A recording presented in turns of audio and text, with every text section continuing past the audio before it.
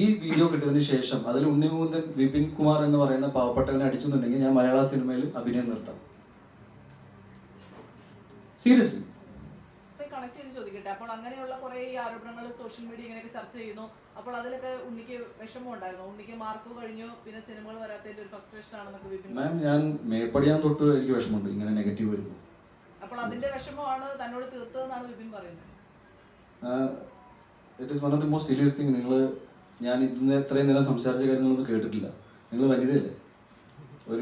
ഒരു female Sini ആർട്ടിസ്റ്റിനുണ്ടായ issue ആണ് ഞാൻ സംസാരിക്കാൻ പോയത്. യു ഡോണ്ട് റാൻഡംലി നിങ്ങളിങ്ങനെ, ഞാൻ എൻ്റെ ഒരു ഈ കൂട്ടത്തിൽ എൻ്റെ വിഷമം പറഞ്ഞു. ഡെഫിനറ്റ്ലി വിഷമം അല്ലല്ല, എൻ്റെ ഫ്രസ്ട്രേഷൻ ഒന്നുമില്ല. ഞാൻ എൻ്റെ സങ്കടം പറയാം. നിങ്ങളൊരു നടൻ എന്ന നിലയിൽ എൻ്റെ വേർഷൻ കൂടി നിങ്ങൾ എൻ്റെ വേർഷൻ കേൾക്കണം എന്ന് ഞാൻ ആഗ്രഹിക്കുന്നു. അതുകൊണ്ട് പറയണ ഒരു സിനിമ, അതായത് മേപ്പടി എന്നൊരു one of the best scripts ആയിരുന്നു. അതിനെക്കുറിച്ച് എത്ര ചർച്ചകൾ ഉണ്ടായെന്ന് എനിക്കറിയില്ല. ജയഗണേഷ് ഒരു നല്ല സിനിമയായിരുന്നു. ഞാൻ പറയുന്നത് അതൊരു പ്രൊപ്പഗൻഡ, പേര് വെച്ചൊരു പ്രൊപ്പഗൻഡ സിനിമ എന്ന് പറഞ്ഞിട്ടുണ്ട്. അപ്പോൾ ഇതൊക്കെ കേൾക്കുമ്പോൾ നമുക്ക് സങ്കടം ഉണ്ടായിട്ടുണ്ട്. എന്തുകൊണ്ട് ഉണ്ടായിട്ടില്ല എന്ന് പറയാം? എന്ന് വെച്ചാൽ എൻ്റെ സങ്കടത്തിൻ്റെ കാരണം ഇതാണെന്ന് ഇന്നാള് പറഞ്ഞാൽ അത് എനിക്ക് ഇറ്റ്സ് നോട്ട് ഫെയർ. ഞാൻ പറയാണ്, ഈ ഇഷ്യൂ കംപ്ലീറ്റ്ലി ഡീവിയേറ്റ് ചെയ്ത് ട്രാക്ഷൻ മാറ്റി ഇതിൽ വേറെ നടൻ്റെ പേരിട്ടപ്പോൾ ഐ ബിലീവ് നിങ്ങളെല്ലാവരും എക്സൈറ്റഡ് ആയി. അതല്ല, അതിൽ എൻ്റെ സുഹൃത്തിന് ഒരു പങ്കുമില്ല. അവൻ്റെ സിനിമ സൂപ്പർ ഹിറ്റ് അടിക്കണം. എൻ്റെ മാർക്കോ സിനിമ ഹിറ്റായപ്പോൾ ഞാൻ അവൻ്റെ കൂടെയാണ് അന്ന് രാത്രി ഇരുന്നത്.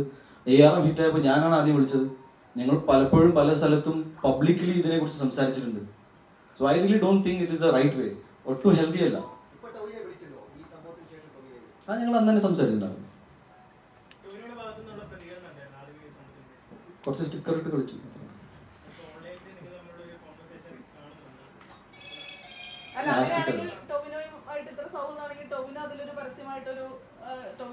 അല്ല, അവന് പറയേണ്ട ആവശ്യമില്ല. അത്രയും സില്ലിയ കാര്യമാണ്.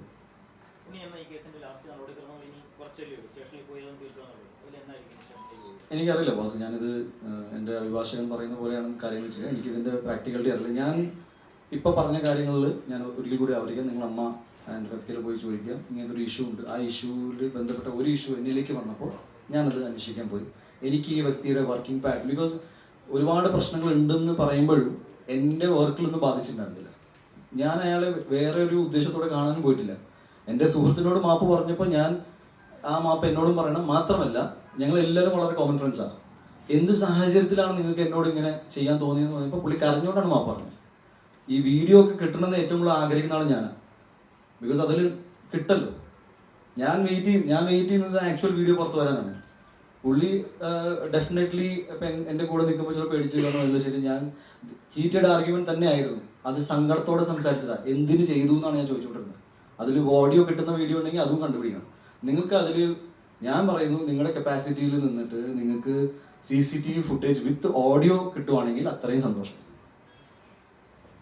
I M requesting from my side. ഞാൻ വെറുതെ പറയല്ല. നിങ്ങൾക്ക് ഇനിയും ഭയങ്കരമായിട്ട് തോന്നലാണെങ്കിൽ ഈ വീഡിയോ കിട്ടിയതിന് ശേഷം അതിൽ ഉണ്ണിമുകുന്ദൻ വിപിൻ കുമാർ എന്ന് പറയുന്ന പാവപ്പെട്ടവനെ അടിച്ചെന്നുണ്ടെങ്കിൽ ഞാൻ മലയാള സിനിമയിൽ അഭിനയം നിർത്താം. സീരിയസ്ലി. ഇപ്പം ഇതിൻ്റെ മുകളിൽ എനിക്കൊന്നും പറയാനില്ല.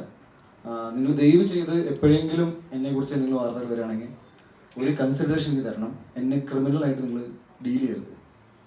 എല്ലാ വർഷം ഓരോ പുതിയ ഇഷ്യൂ ആയിട്ട് വന്നിട്ട് എനിക്കിങ്ങനെ സംസാരിച്ചുകൊണ്ടിരിക്കാൻ ഭയങ്കര പാടാണ്. അപ്പോൾ ഞാൻ ഇവിടെ സിനിമ വന്നത് ഗുജറാത്തിൽ നിന്നായതുകൊണ്ട് പല രീതിയിലും കാര്യങ്ങൾ പോകുന്നുണ്ട്. എനിക്കിവിടെ വ്യക്തിപരമായിട്ട് ആരോടും പ്രശ്നമില്ല. ഞാൻ മര്യാദയ്ക്ക് സിനിമ ചെയ്യാൻ ആഗ്രഹിക്കുന്നു. എൻ്റെ ചില രീതികളുണ്ട്. അത് ഞാൻ കുറച്ച് സ്ട്രേറ്റ് ഫോർവേഡാണ്. ഞാൻ പറയുമ്പോൾ ചിലപ്പോൾ നിങ്ങൾക്ക് തോന്നുന്നത് ഞാൻ ഭയങ്കര അഗ്രസീവായിട്ട് സംസാരിക്കുന്നുണ്ട്. അത് ഓരോരുത്തർക്ക് ഒരു രീതിയാണ്. അത് നിങ്ങൾക്ക് ഇഷ്ടമാവുന്ന രീതിയിൽ ഞാൻ സംസാരിക്കണം എന്നൊക്കെ പറഞ്ഞാൽ ശരിയല്ല.